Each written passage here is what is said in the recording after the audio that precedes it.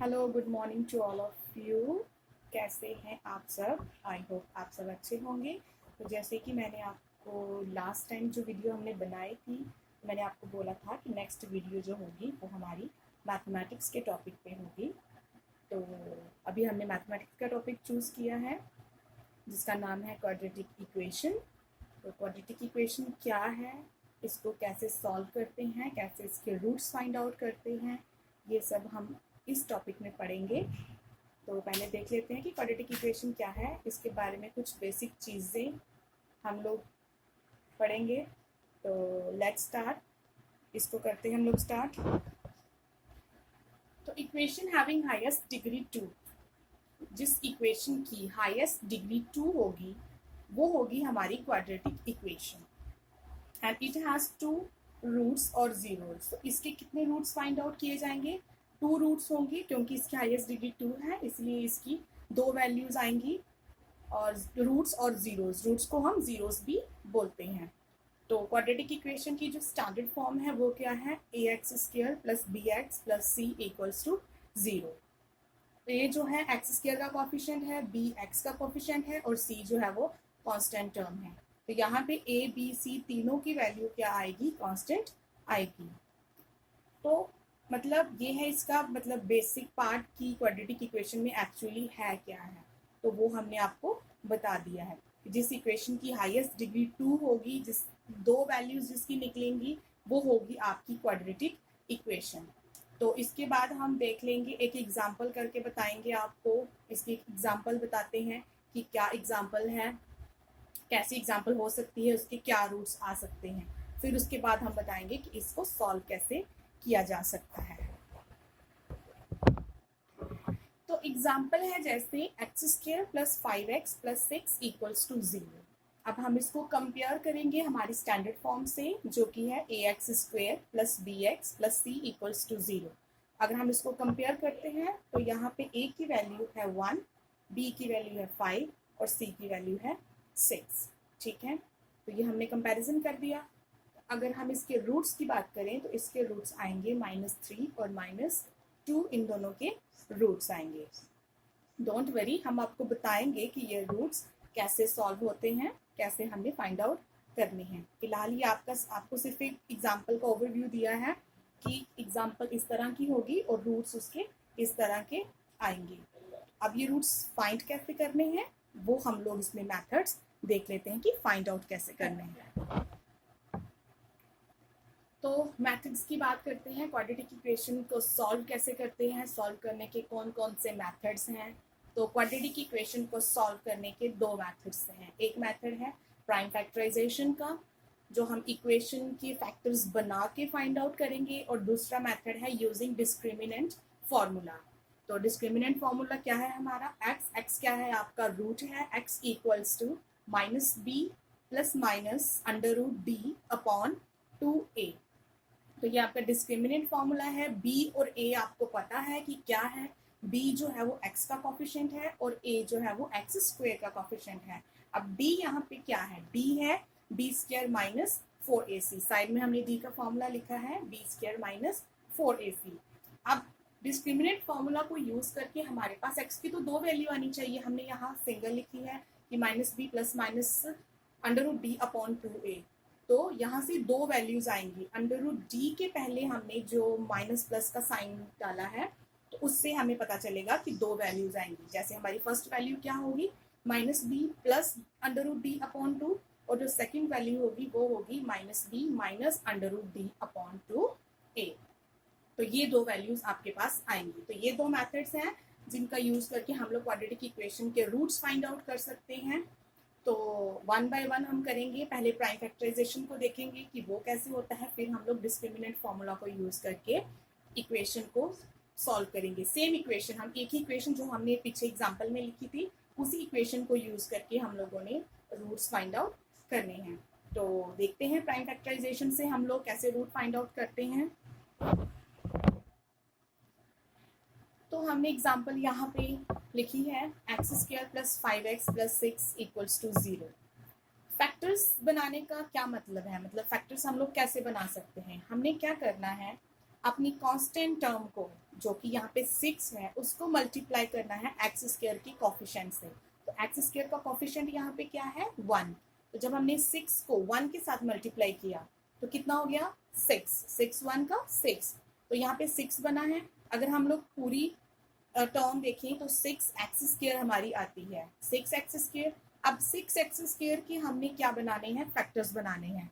तो साइड में हमने फैक्टर्स लिखे हैं। तो हम जब 6x² को सॉल्व करेंगे तो 6x² के क्या फैक्टर बनते हैं 3 2 6। अगर हम 3x मल्टीप्लाई 2x करते हैं तो हमारे पास क्या आ जाता है 6x²।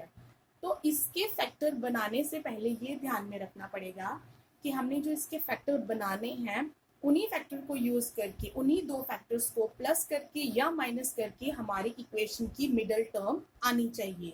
तो 3 2 6 एंड 3 + 2 5। तो हमारे फैक्टर हमारे पास आ गए। और एक इम्पॉर्टेंट बात कि फैक्टर्स बनाने से पहले हमें साइंस का बहुत ख्याल रखना पड़ेगा। तो यहाँ पे हमारे पास इक्वेशन में दोनों प्लस के साइन हैं इसलिए हमें इतनी प्रॉब्लम नहीं हुई है। हमने सिंपल 3 2 6 और 3 + 2 5 आ गया है इसलिए यहाँ पे माइनस प्लस का कोई कंसेप्ट नहीं है। अदरवाइज अगर यहाँ पे x² -5x या +6 होता या x² + 5x -6 होता तो हमें रूट्स को थोड़ा सा ध्यान से बनाना पड़ता। लेकिन यहाँ पे सिंपल ही हमने एक सिंपल एग्जाम्पल ली है तो हमारे पास दो रूट्स आ गए हैं 3x और 2x। तो इसको हम लोग मिडिल टर्म को क्या करना है हमने ब्रेक करना है। तो हमने लिख लिया है x² + 5x को कैसे लिख सकते हैं 3x + 2x + 6 = 0। तो उसके बाद 4 टर्म्स हैं हमने 2 टर्म्स को डिवाइड किया है। तो 2 टर्म्स को हमने लिखा है x² + 3x में से क्या कॉमन है हमारे पास x कॉमन है। x को हमने ब्रैकेट के बाहर लिखा है और अंदर लिख दिया है x + 3 प्लस 2x + 6 में कॉमन है आपका 2। तो 2 बाहर आ गया और x + 3 = 0। अब x + 3 दोनों कॉमन है तो दोनों में हमने कॉमन एक लिख लिया x + 3 और x + 2 जो बचा हुआ है हमने वो भी लिख लिया है। तो x + 3 x + 2 = 0। अब हम इनको सेपरेटली =0 करेंगे x + 3 = 0 एंड x + 2 = 0।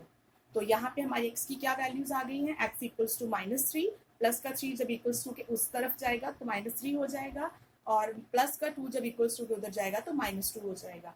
तो हमारे पास कौन से दो वैल्यूज आ गई x की x = -3 और x = -2। ये दो हमारे पास रूट्स आ गए। तो बताइए आपको मेथड कैसा लगा कि आपको उसको मतलब अच्छे से समझ आया है कि नहीं आया है। इसमें आपको कोई भी प्रॉब्लम है तो आप कमेंट सेक्शन में बता के हमसे पूछ सकते हैं। नेक्स्ट वीडियो में उसका हम लोग रिप्लाई कर देंगे। तो ये हमारे पास x की दोनों वैल्यू आ गई। तो ये मेथड था आपका प्राइम फैक्टराइजेशन मेथड कि मिडिल टर्म को कैसे ब्रेक करके हमने दो फैक्टर्स बनाने हैं। तो ये हो गई हमारी इक्वेशन सॉल्व। तो नेक्स्ट मेथड देखते हैं डिस्क्रिमिनेंट फॉर्मूला कैसे सॉल्व करना है उसको। तो अभी हमने डिस्क्रिमिनेंट फॉर्मूला को थोड़ा हम लोग बाद में उसको समझते हैं। उससे पहले हम लोगों ने एक इक्वेशन में जब डबल साइन अल्टरनेटिव साइन आ जाए प्लस और माइनस के साइन आ जाए तब हम लोग कैसे इस इक्वेशन को सॉल्व करेंगे वो देख लेते हैं। तो हमारे पास इक्वेशन है x² + 2x - 15 = 0। अब हमने -15 के फैक्टर बनाने हैं। तो अगर हम -15 की बात करें तो हमारे पास फैक्टर 15 के क्या बनते हैं 5 × 3 15।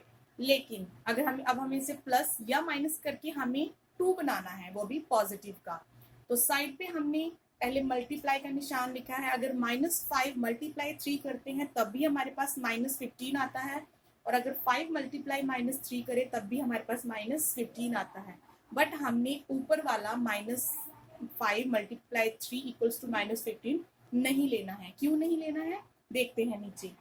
तो -5 + 3 = -2 क्योंकि हमारी जो बिगर टर्म है 5 उसके साथ साइन माइनस का लगा है तो आंसर में हमारा -2 आएगा। लेकिन इक्वेशन में हमें पॉजिटिव 2 चाहिए तो हम ये साइन दोनों नहीं ले सकते। हमें साइन कौन से लेने हैं प्लस का 5 और माइनस का 3 ताकि जब हम 5 में से 3 को माइनस करें तो हमारे पास पॉजिटिव 2 आए। हमें पॉजिटिव 2 चाहिए यहाँ पे। लेकिन इन दोनों को अगर मल्टीप्लाई करेंगे तो -15 ही आएगा। तो आगे हमारे पास फैक्टर +2 को हमने ब्रेक कर लिया 5x - 3x में। तो x square plus 5x minus 3x minus 15 equals to 0। तो फिर से हमने इसको 4 टर्म्स है, 2 टर्म्स में ब्रेक कर लिया है। तो एक्स स्क्वायर प्लस 5x में कॉमन हमारा x है, तो x बाहर आ गया, x plus 5। Then minus 3x और माइनस 15 में कॉमन है माइनस 3, तो माइनस 3 बाहर आके नेक्स्ट आ गया x प्लस 5। तो x प्लस 5 दोनों तरफ है, तो x प्लस 5 आ गया। बाकी जो बचता है वो है x प्लस 3 इक्वल्स टू 0। तो इन दोनों को सेपरेटली इक्वल्स टू 0 कर देंगे, x plus 5 equals to 0 and x minus 3 equals to 0। तो x प्लस 5 इक्वल्स टू 0 में हमारी x की वैल्यू आ जाएगी माइनस 5, क्योंकि प्लस का 5 दूसरी तरफ जाके माइनस का 5 हो जाएगा। और x माइनस 3 इक्वल्स टू 0 में x की वैल्यू क्या आ जाएगी 3, क्योंकि माइनस का 3 इक्वल्स टू कि उस तरफ जाके क्या हो जाएगा पॉजिटिव 3। तो आ गई हमारे पास x की दो वैल्यू माइनस 5 और 3, पॉजिटिव 3। तो ये था, हमने पहले एग्जाम्पल में नॉर्मल एक एग्जाम्पल ली जिसमें दोनों सेम साइन थे, और यहाँ पे हमने वो एग्जाम्पल ली है जहाँ पे दोनों अल्टरनेटिव साइन है प्लस माइनस का, उसको भी हमने देख लिया है कि कैसे सॉल्व करते हैं। तो आई होप आपको दोनों मेथड्स अच्छे लगे होंगे, दोनों एग्जाम्पल समझ आ गई होंगी। जिसको नहीं समझ आया, कोई भी आपको अगर कंसेप्ट में कुछ प्रॉब्लम है तो आप कमेंट सेक्शन में कमेंट करके हमसे पूछ सकते हैं। तो आज का वीडियो सिर्फ इतना ही। नेक्स्ट वीडियो में हम आपको बताएंगे कि क्वाड्रेटिक इक्वेशन को सॉल्व करने का सेकंड मेथड जो है वो क्वाड्रेटिक फॉर्मूला है, उसको कैसे सॉल्व करेंगे। तो till then bye, take care, bye bye.